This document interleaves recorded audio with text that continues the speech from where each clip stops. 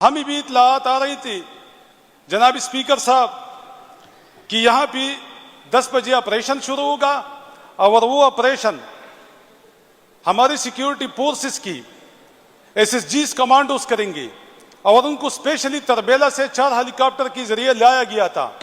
उनके पास जनाब स्पीकर साहब स्नाइपर, एलएमजी और इस तरह अमेरिकन वेपन्स, G3 और एक और जो मार्टर गन उसी कहती है जिसमें बैक वक्त 5000 गोलियां होती है और बैक वक्त मुसलसल 5000 गोलियां बरसाती है।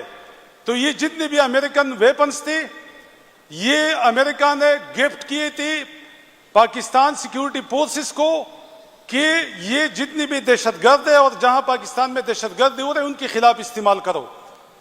लेकिन बहुत अफसोस से कहना पड़ता है जनाब स्पीकर साहब कि वो वेपन पाकिस्तान तहरीक इंसाफ की कारकुनों के खिलाफ इस्तेमाल हुई। मजा तो जंग का तब आता है जब बंदूक का मुकाबला बंदूक से होता है। जनाब स्पीकर साहब जब बंदूक का मुकाबला बंदूक से होता है तो फिर लाशें गद्दों पे आती है। जब बंदूक का मुकाबला बंदूक से होता है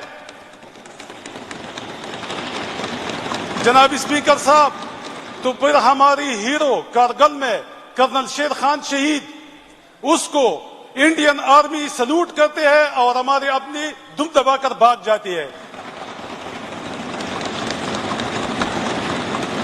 जनाब स्पीकर साहब जब बंदूक का मुकाबला बंदूक से होता है तो फिर बंगाल में 90,000 फौजियों की पतलूनी उतर जाती है।